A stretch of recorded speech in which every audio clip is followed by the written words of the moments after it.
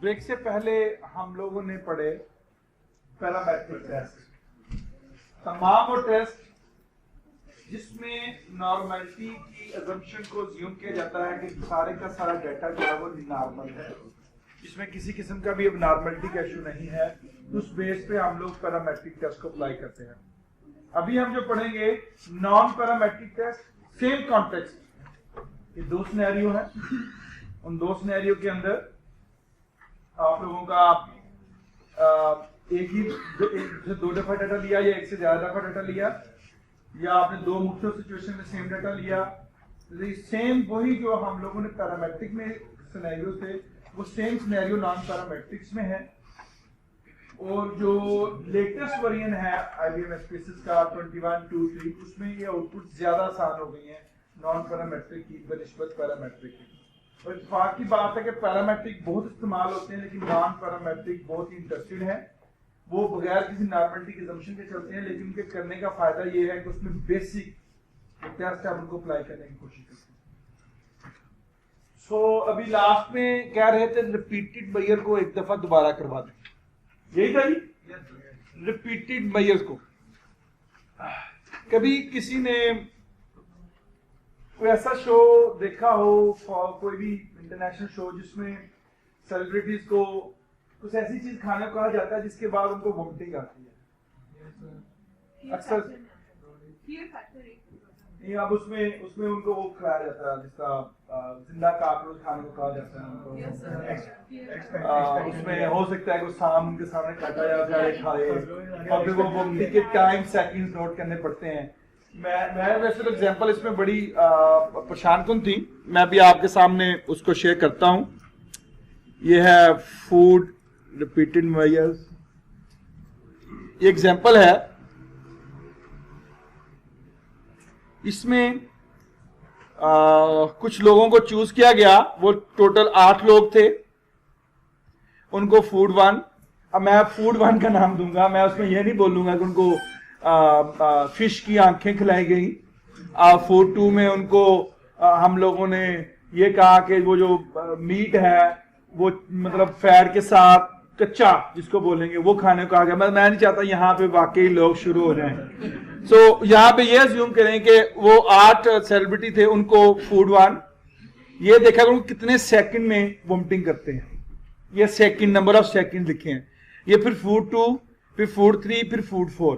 तो हम ये देखना चाहते हैं क्या ये मुख्तलिफ किस्म के जो अजीब किस्म के फूड्स हैं वाकई लोगों की वोमिटिंग पे इफेक्ट डालते हैं कि या आप जो मर्जी फूड खिलाएं बस उनको वोमिटिंग होनी ही होनी है, क्या इसमें दरमियान कोई सिग्निफिकेंट एसोसिएशन है कि नहीं है। ये नंबर ऑफ सेकंड्स है, तो यहाँ पे कितने केसेस है, नंबर ऑफ 4। ये रिपीटेड मेजर विद 4 सिनेरियोज हैं। तो हम रिपीटेड मेजर टेस्ट लगाते हैं, analyse general linear model, repeated measures, factor है जी वोमिट,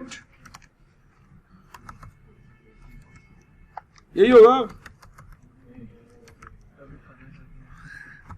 4 एंड डिफाइन, वो चारों के चारों फैक्टर हम इसमें लगाएंगे, 4 है 4 लगाएं, 5 है 5 लगाएं।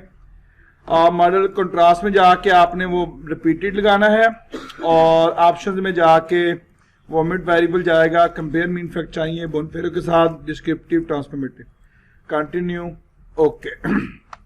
सो यहां पर आप लोगों के डिस्क्रिप्टिव आ रहे हैं कि फूड 1 में मीन 8 है, फूड 2 में मीन 4.25, फूड 3 में 4.13, फूड 4 में 5.75।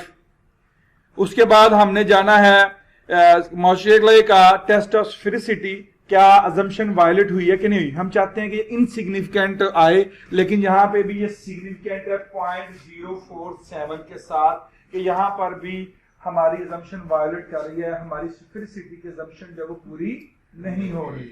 लेकिन चूंकि डाटा हमने ले लिया हुआ है, अब हम रिजल्ट को एक्सप्लेन करेंगे। तो पहले वो गीजर के जो ग्रीन हाउस का जो गीजर के टेस्ट है वो देखें। तो ग्रीन हाउस गीजर का टेस्ट इनसिग्निफिकेंट है 0.063 ये टेस्ट इनसिग्निफिकेंट है। इसका मतलब ये है कि मुख्तलिफ किस्म का फूड खाने से ऊपर वोमिटिंग के ऊपर फैक्टर नहीं आया। तो मैंने बोला अगर ये टेस्ट इनसिग्निफिकेंट है तो दूसरा टेस्ट करें।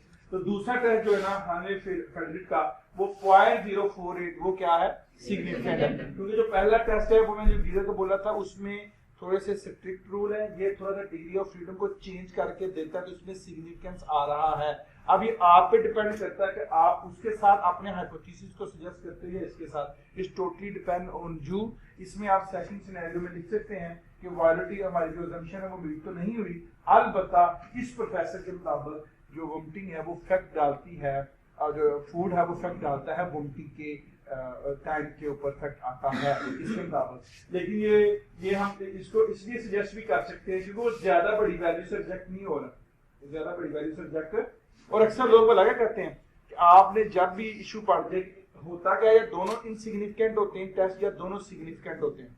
अगर एक इनसिग्निफिकेंट एक सिग्निफिकेंट हो आप दोनों की वैल्यूज दें, दोनों को प्लस करें, दो में डिवाइड करें, अगर वो सिग्निफिकेंस की रेंज में आ जाता है तो इसका मतलब है कि आप लोग इस टेस्ट को एक्सेप्ट कर लें, वरना इस टेस्ट को एक्सेप्ट ना करें। यहाँ 0.06 भी 0.04 दोनों को प्लस करके दो पे डिवाइड करेंगे तो 0.05 की रेंज में ये टेस्ट आ जाएगा।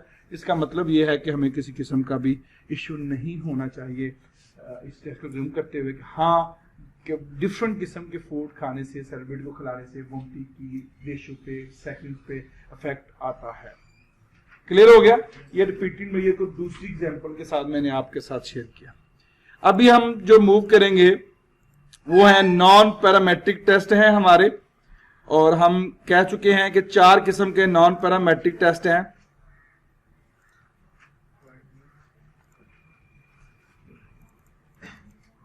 जिसमें हमारा मैन वाइटनी, अगर इसको मैं एक दफा रिपीट करता चलूं आपके लिए, अगर इंडिपेंडेंट सैंपल टी टेस्ट लगता है जहां पे 2 इंडिपेंडेंट सिनेरियो है तो मैन वाइटनी टेस्ट लगेगा।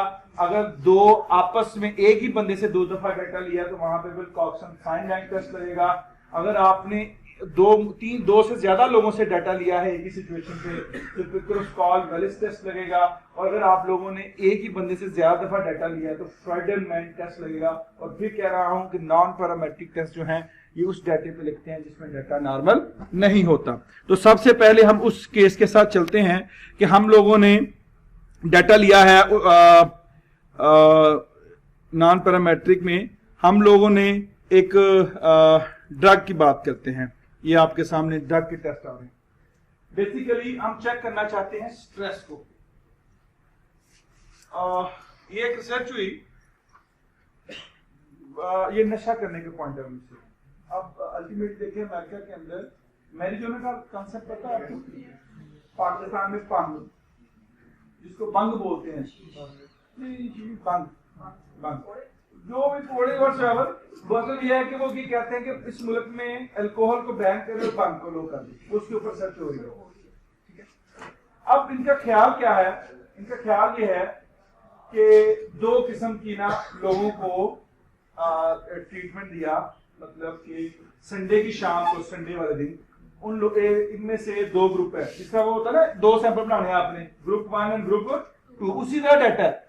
सर ये डाटा नॉर्मल नहीं, वो डाटा हम ज्यूम करते हैं नॉर्मल है। ये डाटा क्या है? ये नॉन पैरामेट्रिक टेस्ट का पहला इंडिपेंडेंट सैंपल के अगेंस्ट में टेस्ट लगाने लगा हूं। 2 ग्रुप है, अब उनसे डाटा एक दिन में लिया और एक और दिन पे लिया, मतलब ये है ये भी डबल मेजर टेस्ट है। पर हम इसको इंडिपेंडेंट अलग से एनालिसिस करेंगे, इसको इंडिपेंडेंट अलग से। ये ना समझिएगा कि मैं दोनों को कंपेयर कर रहा हूं, नो, ये अलग अज्यूम करूंगा, इसका और इसका कंपैरिजन, इसका और इसका कंपैरिजन। अब ये आपस में नहीं, जिसका कोरिलेशन का अपना अपना, मतलब ये अपने अपने दोनों रिजल्ट देंगे। अगर मैं इसको डिलीट कर दूंगा तो सिंपल उसी तरह टेस्ट हो जाएगा। तो इंडिपेंडेंट सैंपल का हर दिन मतलब नहीं है कि आप सिर्फ 2 ही चेक कर सकते हैं, 2 जितने मर्जी ग्रुप बना लें, मतलब आपके पास आ जाता है। वैसे वो बेवकूफी इसलिए हम कहते हैं कि 2 से ज्यादा टेस्ट लेना, क्योंकि वो 2 से ज्यादा जब आप मेजर लोगे तो फिर वो उसके लिए आपके पास मौजूद क्यों है दूसरा टेस्ट जिसमें 2 से ज्यादा ग्रुप टेस्ट होते हैं। 1 वे एनोवा दूसरी है, वरना आप 1 वे एनोवा क्या होता है उसमें ज्यादा इंडिपेंडेंट टेस्ट लगते हैं ज्यादा है। तो 1 वे एनोवा इज द मतलब उन सबको मेजर करके तो इकट्ठा एनालिसिस देता है। तो ये 2 ओकेजन हैं, 2 अलग समझे, 2 सवालों को मैंने इकट्ठा कर दिया। मैं देखना चाहता हूँ संडे वाले दिन स्ट्रेस फैक्टर क्या आता है और इसका क्यों आ रहा है। चलिए तो तो ये संडे का हुआ क्या कि लोगों को कहा गया संडे वाले दिन शराब पीने, ये जो टेस्ट हुआ, एक कौन लोगों ने कोई एक मेडिसिन मिलती है पाउडर, ये जो किसी पौधे से वो लेते हैं मेडिसिन है कोई, एंटेसी सेंटेसी एंटेसी कुछ एक्सटेसी व्हाटएवर, वो उन लोगों ने वो उसको मेडिसिन दी। एक को उन्होंने कहा तुम शराब पी लो, एक को दी, और उसके बाद उनका कुछ बीडीआई टेस्ट होता है, मेडिकल वालों को पता है, वो चेक करता है कि उनके अंदर स्ट्रेस फैक्टर कितना है, स्ट्रेस फैक्टर कितना है। तो ये इंडिपेंडेंट हो गया। इसके केस में उन्होंने वेडनेसडे वाले दिन भी उनको वही प्रोसेस से गुजारा। अब ये इंडिपेंडेंट है कि संडे वाले दिन स्ट्रेस ज्यादा था या वेडनेसडे वाले दिन स्ट्रेस ज्यादा था, संडे वाले दिन ज्यादा था स्ट्रेस या वेडनेसडे वाला, ये एक लारा सिनेरियो है, एक लारा सिनेरियो। बात यह कि दोनों में ये देखना है कि स्ट्रेस किस में ज्यादा है, अल्कोहल वाले लोगों में ज्यादा है या वो जिनको टैबलेट दी गई उनमें ज्यादा स्ट्रेस है। फिर आगे एनालिसिस है, फिर संडे वालों में ज्यादा है कि वेडनेसडे वालों में ज्यादा है, क्योंकि वीकेंड का फैक्ट चेक करना चाहते हैं और वर्कलोड का फैक्ट चेक करना चाहते हैं। तो ये बेसिकली दो सिनेरियो, इसको एक के तौर पे भी टेस्ट कर सकते हैं, दो के तौर पे भी टेस्ट कर सकते हैं। पहले मैं एक के तौर पे टेस्ट करता हूँ, जिसका पहले हमने इंडिपेंडेंट सैंपल में किया था। ये नॉन पैरामेट्रिक टेस्ट है। अब नॉन पैरामेट्रिक टेस्ट कहां लगते हैं? जहां पे डाटा में नॉर्मलिटी नहीं होती। मैं कैसे चेक करूंगा इस डाटा में नॉर्मलिटी नहीं है? वो जरा चेक कर लीजिएगा नॉन पैरामेट्रिक में नॉर्मलिटी टेस्ट कौन सा लगाते हैं। Analyze, descriptive, explore.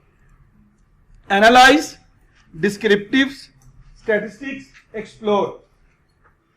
Analyze, descriptive, statistics and explore. ये एक्सप्लोर क्या करने लगा हूं? I am going to explore the data normality. और मेरा बिलीव है कि नॉन पैरामेट्रिक टेस्ट में नॉर्मलिटी नहीं होती, जहां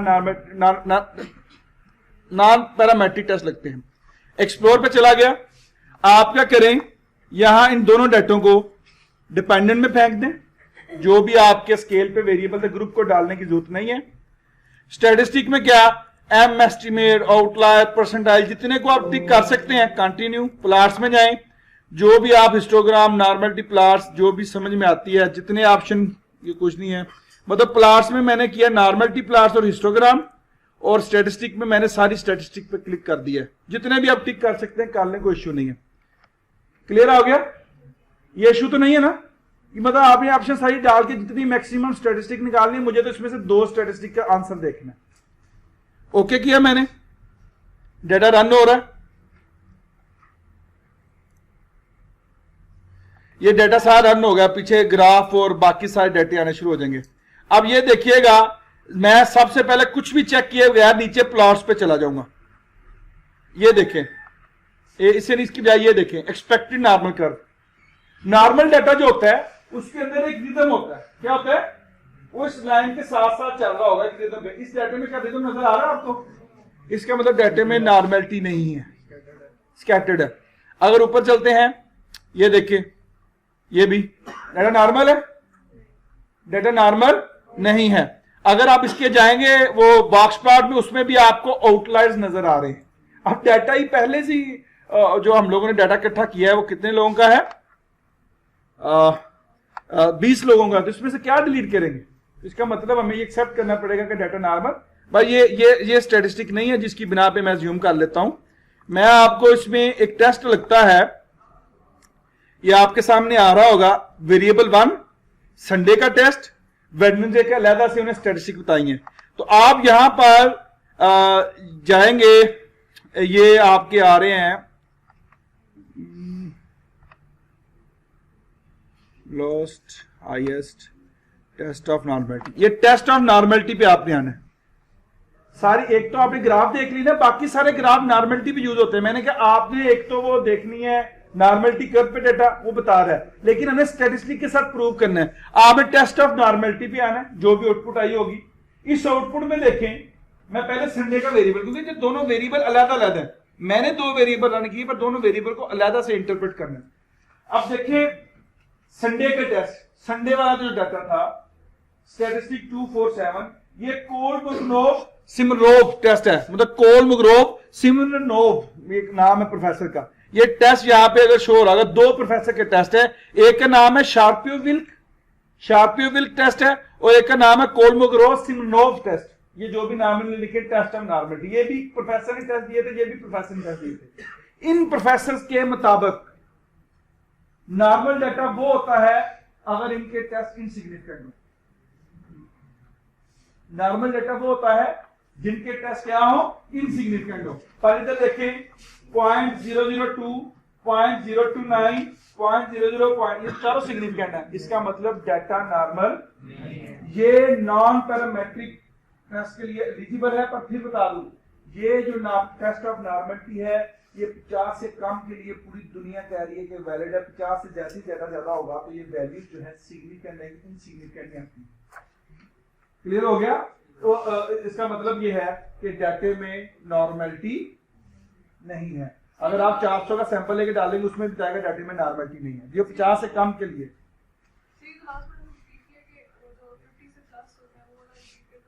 ये है कि ये जो टेस्ट ऑफ नॉर्मलिटी मैंने एक्सप्लोर के थ्रू लगा रहा हूँ, ये आप वैसे चेक कर सकते हो कि मेरे डाटे में नॉर्मलिटी आ रही कि नहीं आ रही ओवरऑल। लेकिन ये जो टेस्ट ऑफ नॉर्मलिटी है ये ज्यादा डाटे पे अप्लाई नहीं होते। 50 से कम वाले डाटे पे रिजल्ट रिलायबल है, 50 से ज्यादा जाता है तो गलत रिजल्ट देता है। वो लिमिटेशन है, लिमिटेशन है ना, एक बाउंड्री से ज्यादा 50 से बढ़ना शुरू होता है डॉक्टर डाटा नॉर्मल होना शुरू होता है। हाँ, तो वैसे भी वो बात होती है कि जितना ज्यादा डाटा होगा उतना ज्यादा नॉर्मलिटी आनी शुरू हो जाती है। हमारे स्टूडेंट को जब डाटा में नॉर्मलिटी शो है हम कहते हैं और डाटा ले लो, ताकि पुराना डाटा जाया ना करे, और डाटा ले लो, नॉर्मलिटी ठीक होना शुरू हो जाएगी। मतलब 100 में से 5 बंदे गलत बोल सकते हैं, पर 10 में से 5 बंदे गलत बोल देंगे तो वो तो 50% तो काम ही गया। तो अब यहाँ पे यह है कि ये जो दो टेस्ट है सिग्नोव का और विल का टेस्ट ऑफ नॉर्मलिटी, अगर ये सिग्निफिकेंट आ रहे हैं इसका मतलब डाटा नॉर्मल नहीं है। अगर ये इनसिग्निफिकेंट हो इसका मतलब डाटा क्या है, नॉर्मल है। इस टेस्ट की बिना पे हम डिसाइड करते हैं कि टेस्ट पैरामेट्रिक होना चाहिए कि नॉन पैरामेट्रिक। तो आपने जब भी, मैंने तो पैरामेट्रिक वैसे आपको स्टेप्स सिखाए हैं, पर मकसद ये है कि पैरामेट्रिक रन करना है या नॉन पैरामेट्रिक, पहले टेस्ट ऑफ नॉर्मलिटी चेक करना है। अगर ये इनसिग्निफिकेंट होगा तो पैरामेट्रिक टेस्ट लेंगे, अगर ये सिग्निफिकेंट होगा तो नॉन पैरामेट्रिक टेस्ट लेंगे। क्लियर है?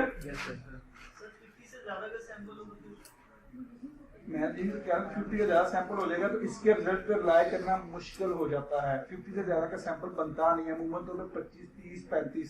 जिसका 50 से ज्यादा सैंपल जा रहा है इसका मतलब वो 200 से ज्यादा भी जा सकता है। फिर आपको 200 मिनिमम अचीव करना पड़ेगा। वैसे भी 50 से ज्यादा पे सैंपल में जाएंगे तो डाटा में नॉर्मलिटी आ जाएगी। डाटा में नॉर्मलिटी होगी लेकिन ये सिग्निफिकेंट होकर कहेगा कि डाटा में नॉर्मलिटी नहीं है, लेकिन वो नॉर्मलिटी होती है। 50 से ज्यादा चेक करने के लिए मैंने बोला वो दूसरी जंक्शन है होमोजेनिटी हेटेरोजेनिटी, वो पूरी जंक्शन है 9-10 जंक्शन है, उसके ऊपर लैडर से वर्कशॉप रीति आ सकती है। आप अगर इंटरेस्टेड है मुझे करें, मैं सब लोगों को करके जंक्शन सिखा सकता हूँ। जंक्शन लेता है, उसकी जंक्शन ही लेता है, मल्टीलेयरी टोटलायर रोटलायर वो जंक्शन ही लेता होती है। उसके अंदर हम लोगों ने फिर देखना होता है कौन से वेरिएबल तंग कर रहे हैं, फिर confirmatory factor analysis, exploratory factor analysis आ जाते हैं उसमें कि डाटा में नॉर्मलिटी नहीं आ रही होती तो फैक्टर हो रही है, वो फैक्टर फिर हमने डिलीट करने होते हैं। वो एडवांस नेक्स्ट वर्कशॉप उनमें भी ये डिस्कस होगा। तो डाटे में नॉर्मलिटी नहीं है, इसका मतलब हम इस डाटे के ऊपर अपना इंडिपेंडेंट जो टेस्ट है जिसका क्या व्हाइटने का मैन व्हाइटने का टेस्ट जो है वो लगा सकते हैं। सो अब मैं नॉन पैरामेट्रिक टेस्ट लगाना चाहता हूं। Analyze non parametric test. अब ये रिलेटेड सैंपल है क्या इंडिपेंडेंट सैंपल है? रिलेटेड का मतलब एक ही बंदे से 2 दफा डाटा, हमने एक ही बंदे से 2 दफा डाटा लिया है, एक ही बंदे 2 डाटा लिया है, लेकिन मैं अभी इंडिविजुअल संडे का अलहदा एनालिसिस करना चाहता हूं और वेडनेसडे का अलहदा एनालिसिस करना चाहता हूं। संडे का अलहदा और वेडनेसडे का, इसका मतलब मैं इंडिपेंडेंट सैंपल टेस्ट लगाना चाहता हूं तो नॉन पैरामेट्रिक में इंडिपेंडेंट सैंपल पे क्लिक करेंगे। क्लियर है? इंडिपेंडेंट सैंपल्स, आप एनालाइज में जाएं, नॉन पैरामेट्रिक टेस्ट में जाएं और वहां पे इंडिपेंडेंट सैंपल्स पे। इंडिपेंडेंट सैंपल्स का मतलब यह है कि ये एक ही बंदे से डाटा, हमें 2 मुख्तलिफ लोगों से डाटा लिया। अब चूंकि यहाँ पे 2 दिन है, एक मंडे संडे है एक वेडनेसडे है, पर मैं दोनों का अलग-अलग एनालिसिस कर रहा हूं, दोनों को आपस में ना रिलेट करें। हम मंडे को अलग इंटरप्रेट करेंगे और संडे को अलग इंटरप्रेट करेंगे, वो तो ज्यादा कंडीशन भी हो सकती है। क्लियर हो गया जी? अब ये इसकी खूसियत क्या है कि आप ना सिंपल रन कर देंगे, टेस्ट रन कर देगा on the base of your data. ये खुद ही ज्यूम करेगा कि यहां कौन सा टेस्ट लगना चाहिए। ये इन एसपीएसएस वालों ने एक थोड़ी सी एडवांस फील्ड बनाई है, ये खुद ही ज्यूम कर देता है कि ये टेस्ट लगना चाहिए। बट अभी भी मैं कह रहा हूं कि आर्टिफिशियल इंटेलिजेंस इतनी स्ट्रांग नहीं है, वो बिल्कुल कैलकुलेशन की बिना पे जज कर सकती हो सकता है कि वो यहाँ पे डायरेक्टली रिलेटेड सैंपल का टेस्ट लगा दे। मैं तो लगाना चाहता हूँ इंडिपेंडेंट सैंपल का, तो लिहाजा यहां पर हमें इसको ऑटोमेटिक के साथ नहीं चलना। 3 ऑप्शन हैं, objective, field, setting. Objective page पे आपने कहना मैंने कस्टमाइज एनालिसिस करना है, मैंने ऑटोमेटिक एनालिसिस नहीं करना। ऑब्जेक्टिव फील्ड में थर्ड ऑप्शन कस्टमाइज एनालिसिस करना, जी मैंने अपना एनालिसिस करना, मैंने एसपीएसएल की बात नहीं माननी। अभी हम नहीं मान रहे, ऑटोमेटिकली वक्त के साथ साथ लोग करेंगे। ऑब्जेक्टिव में कस्टमाइज एनालिसिस। फील्ड्स में देखिए उसने खुद से ही फील्ड ले ली हुई है कि उसने टेस्ट फील्ड संडे मंडे डाटे को खुद ही उठा लिया और ग्रुप्स को। आप नीचे करें, ये देखिए user predefined roles, user customer field assignment. आप नीचे करेंगे और डाटा वापस आ जाएगा कि अपनी मर्जी से डाटा भेज दो। जैसे मैं कहता हूं यूजर प्री डिफाइंड, वो खुद ही ज्यूम कर लेता है कि ये जो स्केल वेरिएबल है ये टेस्ट फील्ड में होने चाहिए, जो नॉमिनल वेरिएबल है वो ग्रुप्स में होना चाहिए। तो आप अगर समझते हैं कि साहब 2 का नहीं, मैंने तो एक का एनालिसिस करना, फिर एक को पकड़ के वापस फेंक दें, एक वक्त में एक का एनालिसिस कर लें। लेकिन हम टाइम बचाना चाहते हैं, 10 का एनालिसिस करें पर इंटरप्रेट हम अलग कर लेंगे। तो हम क्या करेंगे, user predefined roles use करें। हमारा मकसद ये है कि यहाँ पे टेस्ट फील्ड होनी चाहिए, यहाँ पे ग्रुप फील्ड होनी चाहिए। ग्रुप फील्ड क्या बताती है, ये सिनेरियो 1 के लोग हैं और ये सिनेरियो 2 के लोग हैं। क्लियर हो गया जी। इसके बाद सेटिंग्स। अब सेटिंग में काफी सारे टेस्ट हैं, आपने क्या करना है, ऑटोमेटिकली टिक की बजाय कस्टमाइज पे आना है। और हमें पता है ये इंडिपेंडेंट सैंपल का टेस्ट है, और इसमें कौन सा टेस्ट लगना है, मैन वाटने का। यहां कहां नजर आ रहा है, ये आ रहा है मैन वाटने का टेस्ट। आप इसको क्लिक कर दें बस, और कुछ नहीं करना। वेरिएबल डाले, कस्टमाइज टेस्ट किया और मैन वाटने का टेस्ट लगना है, क्योंकि इंडिपेंडेंट सैंपल्स हैं। 2 अलग दिन का अलग एनालिसिस बार बार कह रहा हूं, और रन कर देना। क्लियर है। रन किया, हमारे सामने आउटपुट आएगी, और ये आने वाले वक्त में आउटपुट इस तरह की हुआ करेगी आने वाले दिनों में। अब ये रन कर रहा है इसको।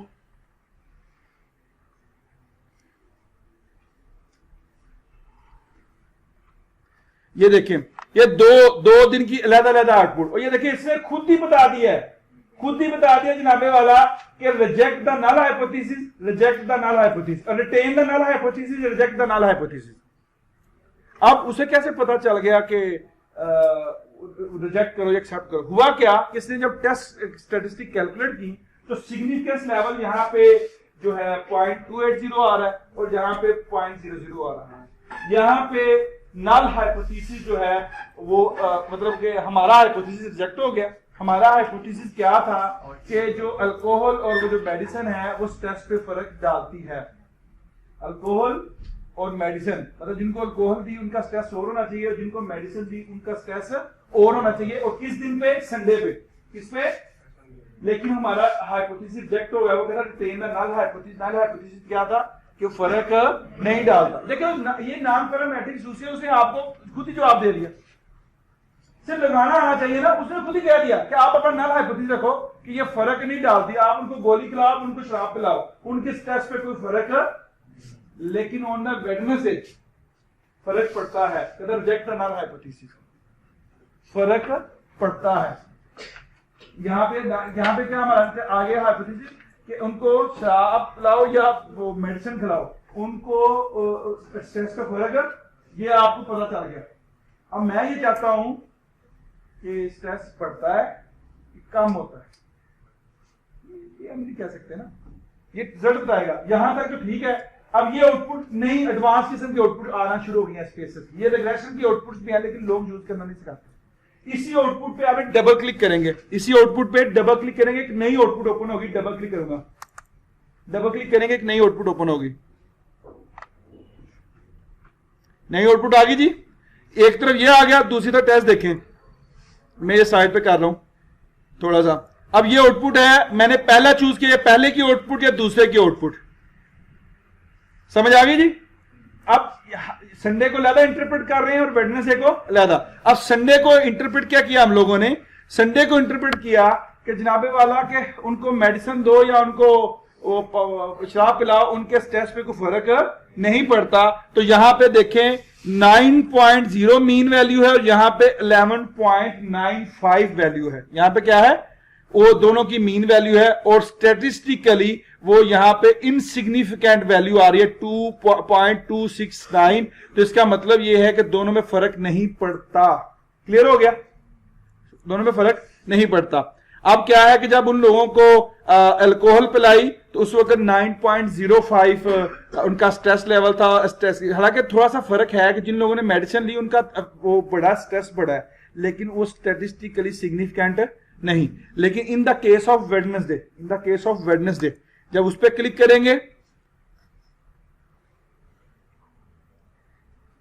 आजो भाई क्या हो गया, अच्छा इसमें करते हैं तो यहां 5.90 और 15.10 तो पॉजिटिवली इनहांस हुआ है कि जो वेडनेसडे वाले दिन जिन लोगों को अल्कोहल उन्होंने पिलाई तो उस दिन 5.9 था, और को जिनको मेडिसिन जिनको 15.10 था। इट मीन के वेडनेसडे वाले दिन जब लोगों को ये मेडिसिन दी गई तो वहां स्ट्रेस पे फर्क आया, और जब स्ट्रेस को देखा गया तो जो लोगों ने मेडिसिन खाई थी उनका स्ट्रेस लेवल ज्यादा था एज कम्पेयर टू वो लोग जिन लोगों ने अल्कोहल पिलाई उनका स्ट्रेस लेवल कम था, और ये स्टैटिस्टिकली सिग्निफिकेंट है। तो कहने का मकसद आपका सिनेरियो कोई भी हो, ये नॉन पैरामेट्रिक टेस्ट है, सेम इंटरप्रिटेशन है जिस पर उधर हमने इंटरप्रिटेशन की थी मीन की बेस पे, लेकिन ये जरा थोड़ी सी ग्राफिकल आउटपुट देता है जिसे आप खूबसूरत तरीके से प्रेजेंट कर सकते हो। आपने ये करना होता है according to Mann Whitney U with confident W with test statistic with standard error there is a significant difference between alcohol and excessive user on the day of Wednesday with the significance value 0.00. Decide on the day of the Sunday there is no significant difference between उन दोनों के दरमियान, क्योंकि हमने दोनों का independent relation check कर रहे हैं, दोनों को आपस में कंपेयर नहीं कर रहे कि संडे और वेडनेसडे का क्या तल्लुक है, क्योंकि हमने दोनों का इंडिपेंडेंट तस्वर किया तो दोनों का अलग अलग टेस्ट आ रहा है। तो ये ज्यादा इंटरेस्टिंग लग रहा होगा आप लोगों को उसकी निस्बत, क्योंकि वो आउटपुट अभी उस पर काम हो रहा है। नॉन पैरामेट्रिक मौजूदा दौर में लोग ज्यादा आने शुरू हो गए हैं, डाटा नॉर्मेलिटी आती है तो लोग इन टेस्ट पे बिलीव करना शुरू कर दिए। Is it clear to all of you? Clear है? लगता पैशन डाउन चला गया, ऐसे ही है। पैशन तो मेरा डाउन जाना चाहिए, सुबह से बोल रहा है बगैर माइक के, लोग कह रहे माइक नहीं लगाया हुआ आपने। मैं मेरी बात पहुंचती है, ये तो टोटल 80-90 मैं तो 300-400 लोगों तक अपनी बात पहुंचा सकता हूँ। हेलो, समझ आ रही है? यहाँ पे मूवी लगा दे जूतूपिया जूतूपिया वैसे कौन सी पाकिस्तान में इंडियन मूवी आ रही है यार? सही देखने जा रहे हैं, कब लग रही है? 21 नवंबर को। बड़े खुश हैं इंडिया को पहले देखे। वैसे इत्तेफाक की बात है यूट्यूब के ऊपर भी आपने कभी एनालिसिस किया है? ऐसे सेल्फी खींच के जनाब सेल्फी खींच दी है एक भी, और जनाब फोटो खींच के यूट्यूब पे वीडियो चढ़ा दी है, उसको दुनिया लाइक कर रही है। कभी इमेजिन किया? हमें ये कहती है यार देखो ये बड़े मजाक कर रहे हैं, बड़ा फन कर रहे हैं, तो आपको पता पैसे कमा रहे होते हैं आपके व्यूज से। कभी चेक किया, उसका एनालिसिस करने की कोशिश की है कि एनालिसिस के पीछे क्या वजूहत है, कैसे पैसे मिलते हैं देखने की। ज़हन में क्वेश्चन लाने से आपकी चीजें बेहतर होती हैं। तो चलिए ये एग्जांपल हमारे रिलेटेड तो नहीं थी, लेकिन मकसद ये है कि आपको माइंड विटने का टेस्ट कैसे लगाया ये आपको समझ आ गई है। ये इंडिपेंडेंट सैंपल टेस्ट था। कौन सा टेस्ट था? इंडिपेंडेंट सैंपल टेस्ट था, जो आप लोगों के सामने हमने इसको पुट किया। Okay, I hope so. इसको क्लोज करेंगे आउटपुट, तो आपका ये टेस्ट जो वापस चला जाएगा। उसने वैसे आपको ओवरऑल रिजल्ट दे दिया, लेकिन इन डेप्थ रिजल्ट देने के लिए आपने इस वाली आउटपुट पे डबल क्लिक करना है, तो आप लोगों को वो डाटा जो है वो प्रेजेंट करेगा। नाउ अब नॉन पैरामेट्रिक एनालिसिस, नॉर्मलिटी डाटे में नहीं आ रही। नहीं क्वालिटेटिव वेरिएबल नहीं, क्वालिटेटिव ना बोलें, हर डेटे को हमने कन्वर्ट करना होता है। कन्वर्ट कर दिया है इसमें जो हमारे 5 वेरिएबल्स थे। हाँ जी, ओके जी।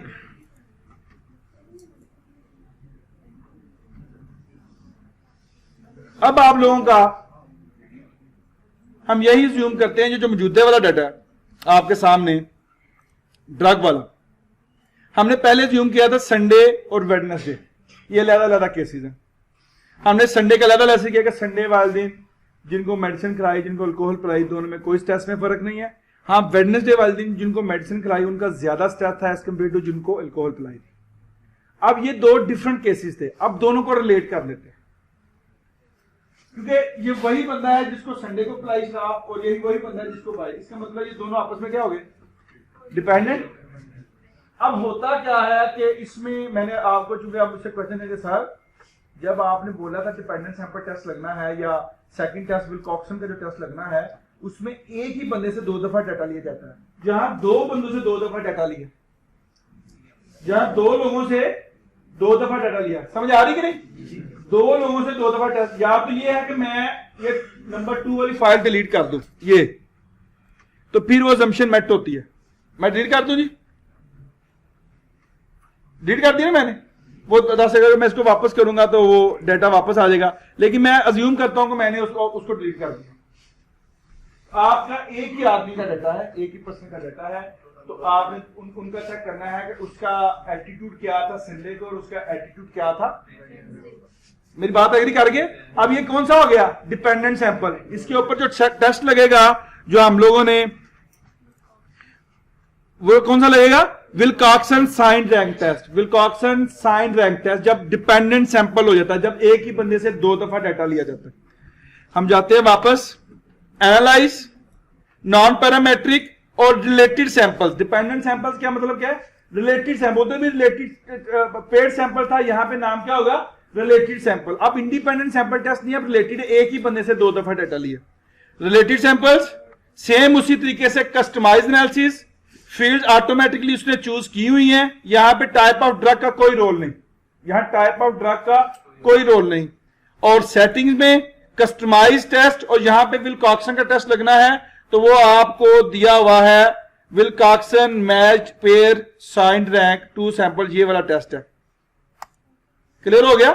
विल्कॉक्सन जो उसने नाम किया, जब पेयर सैंपल टेस्ट होगा, सिंपल वो चूज करें और रन कर दें, तो उसने जनाब हाइपोथेसिस दे दिया, रिजेक्ट द नल हाइपोथेसिस 0.012। इसका मतलब क्या है? हमारा बिलीफ था कि दोनों दिनों के दरमियान स्ट्रेस में डिफरेंस है, उसने कहा रिजेक्ट द नल हाइपोथेसिस। नल क्या होता है इसके उल्ट, कि दोनों के दरमियान डिफरेंस नहीं है। हमने ये ज्यूम किया था कि संडे और वेडनेसडे में फर्क आता है। उनका ख्याल था कि जब बंदा छुट्टियों में होता है और जब बंदा ऑफिस के दौरान उनको जब अल्कोहल पिलाई गई, उनके स्ट्रेस लेवल पे फर्क पड़ता है।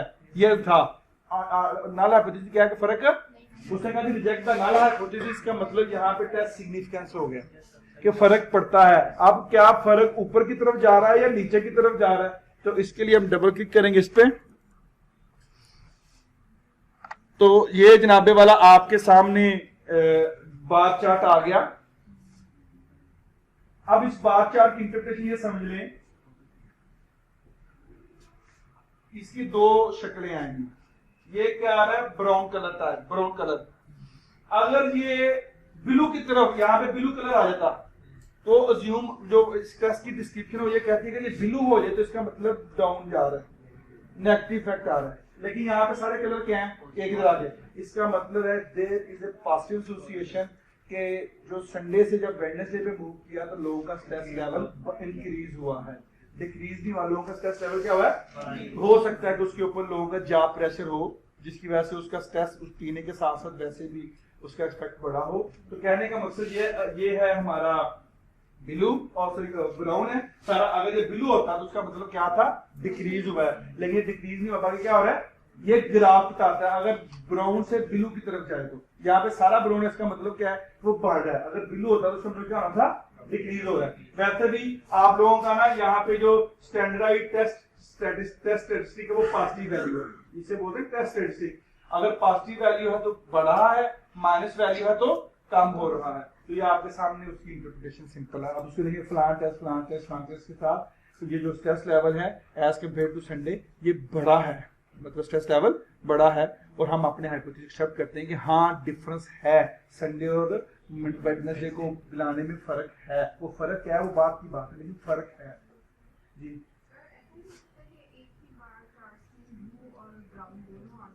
उसका मतलब क्या है? वो कम हो रहा है। नहीं, ऐसा नहीं होता, दोनों ही आएंगे। लेकिन ये नहीं होगा कि इधर ब्लू होगा तो उधर वो होगा। वो इसकी निस्बत या बढ़ेगा या कम होगा। अगर बढ़ेगा तो ब्राउन ही रहेगा, अगर कम होगा तो ब्लू हो जाएगा। ये बात समझ रहे हैं कि brown to blue, brown to blue कम हो रहा है, ब्राउन टू ब्राउन बढ़ रहा है। वो नीचे टेस्ट स्टैटिस्टिक, क्योंकि साइन बता दिया कि टेस्ट स्टैटिस्टिक का साइन पॉजिटिव है, बढ़ा है, टेस्ट स्टैटिस्टिक का साइन नेगेटिव है तो कम हो रहा है। अब ये मैंने एक एनालिसिस किया। अब आपका क्वेश्चन हो सकता है सर हमने तो 10 लोग लिए थे, अब मैं 10 का अलग-अलग रन करूं, बात सुनी ना, मैं 10 का अलग-अलग रन करूं, क्योंकि अब एक बंदे पे तो नहीं हम चेक कर सकते। अभी तो मैंने एक आदमी पे नेट किया, एक आदमी पे 2 दफा डाटा लिया, एक आदमी 2, हो सकता है मैं 70 की क्लास से 2 दफा डाटा लिया हो, 70 लोगों की क्लास से 2 दफा डाटा लिया हो, या 70 मुख्तलिफ ग्रुप्स का मैंने ज्यादा डाटा लिया हो। जिसका मैंने वो दूसरा डाटा था, मैं भी जाता हूं उसमें, ये है, तो मैं वापस जाता हूं। अब ये 2 लोगों का डाटा है, 2 ग्रुप्स का डाटा ये कह लें, पर मैं ये चाहता हूं ग्रुप 1 का अलग एनालिसिस करें, जिस आप लास्ट में हमने क्या किया था, संडे का अलग एनालिसिस किया था, वेडनेसडे का अलग किया था, हालांकि वो इंडिपेंडेंट थे, ये डिपेंडेंट है, पर मैं चाहता हूं वो ग्रुप 1 के अलग रिजल्ट दे और ग्रुप 2 के। तो एसपीएसएस में एक ऑप्शन मौजूद है जिसे बोलते हैं स्प्लिट फाइल ऑप्शन। वो क्या करे, 1 की बिना पे एक फाइल बना दे, मतलब हम फाइल को डिलीट नहीं करेंगे पर उसे कह देंगे तुम स्प्लिट कर दो। स्प्लिट करने का मतलब है कि 1 को एक ज्यूम करेगा, 2 को अलग फाइल, मतलब एक ही फाइल में 2 फाइलें क्रिएट कर दो। अगर 10 रिस्पॉन्डेंट है तो 10 फाइलें होंगी, लेकिन हमें अलग अलग सेव नहीं करनी पड़ेगी, बल्कि एक में फाइल सेव होगी। वो कैसे यूज करते हैं, डाटा और स्प्लिट फाइल, मतलब इसी फाइल को आपके सामने ही रहेगी सारी, लेकिन ये बेसिकली 2 फाइलें बना देगा, 2 रिस्पॉन्डेंट की अलग, 2 क्लासों के अलग डिपेंडेंट रन करेगा। स्प्लिट फाइल किस बेस पे स्प्लिट फाइल, ये आप ना टेस्ट टाइप ऑफ ड्रग, किसकी बेस पे, टाइप ऑफ ड्रग पे ऑर्गेनाइज आउटपुट बाय ग्रुप्स, और ये टाइप ऑफ ड्रग फेंकना है, क्योंकि टाइप ऑफ ड्रग आइडेंटिफाई करती है ये ग्रुप 1 है, ये ग्रुप 2 है, ये ग्रुप 3 है।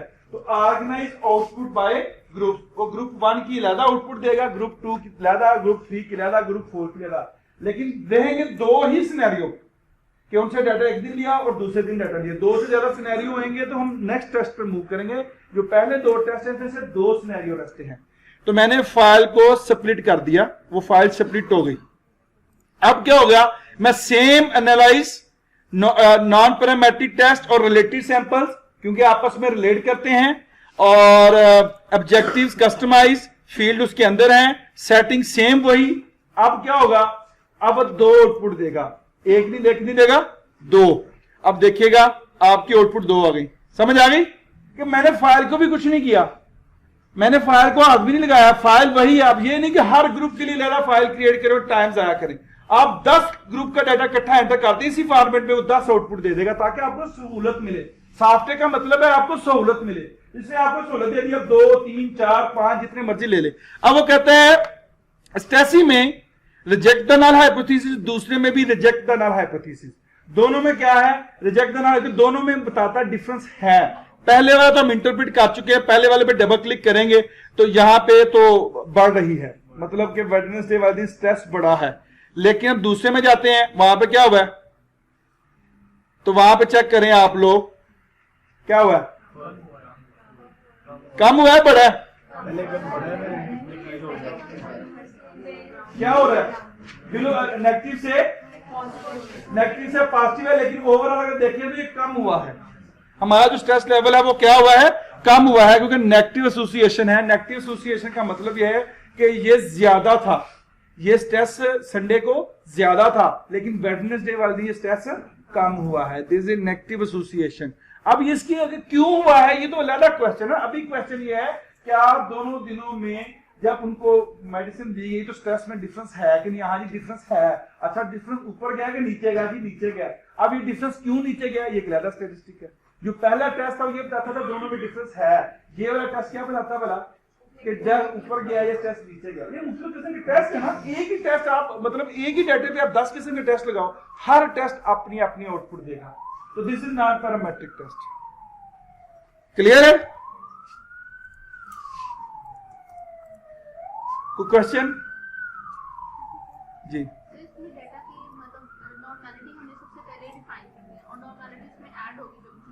हाँ नॉर्मेलिटी कहेंगे, आपके डाटा में नॉर्मेलिटी नहीं है तो नॉन पैरामेट्रिक, नॉर्मेलिटी है तो पैरामेट्रिक।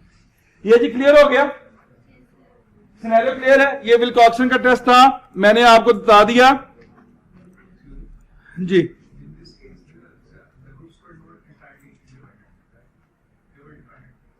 इसमें यह है कि ग्रुप 1 उनसे 2 दफा डेटा लिया, ग्रुप 2 का 2 दफा लिया, हमने 1 को लेदा एनालिसिस किया, 2 को लेदा एनालिसिस किया। उनका रिलेटेड है कि उनसे 2 दफा डेटा लिया। जब ग्रुप 2 होंगे और डेटा एक ही दफा लेंगे तो फिर वो इंडिपेंडेंट है। जब ग्रुप 2 है और डेटा भी 2 दफा लिया गया उनसे, तो लहदा रिस्पोंडेंट ग्रुप 1 लहदा टेस्ट किया, ग्रुप 2 लहदा टेस्ट किया, तो फिर वो एक ही समझ के डाटा देगा, उसको नहीं समझ आएगी मैं वो करूँ, वो एक ही फाइल समझेगा।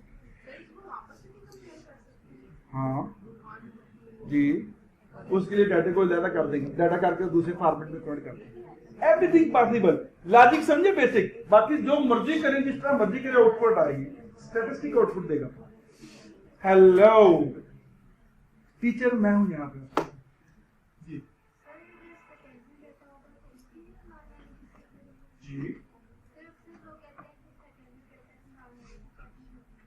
सेकेंडरी डाटा की नॉर्मलिटी चेक नहीं होती, ऐसा कहते हैं, इसलिए तो नॉन पैरामेट्रिक टेस्ट लगती है उसको जी, नॉन पैरामेट्रिक होते हैं ये भी। इसमें इसी तरह डाटा होगा, इसी तरह डाटा एंटर करके उनको चेक करेंगे हम लोग, वो कोई इशू नहीं है। डाटा स्प्लिट इसलिए किया था, एक ग्रुप 1 था, एक ग्रुप 2 था। अब ग्रुप 1 की आउटपुट आ गई, अब मैं चाहता हूं मेरे पास 15 ग्रुप है, अब मैं हर एक अलग अलग एनालिसिस रन करूंगा। मैंने स्प्लिट फाइल क्या की कि मैंने कहा था तुम ना इसको ग्रुप के बिना पे फाइल को स्प्लिट कर दो। अब उसने 2 फाइलें बना दी, बेसिकली उसने 2 फाइलों का अलग एनालिसिस दी है, और मेरा टाइम सेव हो गया। बस ये हो, ये स्प्लिट करने से एक अलग फाइल है, एक अलग फाइल है, मेरा टाइम सेव हो गया। पहले टाइम आप ग्रुप 1 की अलग फाइल ओपन करूं, एनालिसिस रन करूं, 2 की अलग फाइल ओपन करूं, एनालिसिस रन करूं। आप 15 का डाटा डाल दो, उन्हें बता दो ये ग्रुप 1 के लोग हैं, ये ग्रुप 2 के, ग्रुप 3 के, इस बिना आप इनकी फाइलों में विजुअल सेग्रीगेशन कर दो, विजुअल सेग्रीगेशन कर दो और आउटपुट दो। प्राइमरी डाटा वो डाटा जो लोगों से आपसे हम कलेक्ट करते हैं, और सेकेंडरी डाटा जो रिकॉर्ड्स में पड़ा होता है, गवर्नमेंट रिकॉर्ड में, बैलेंस शीट्स का डाटा।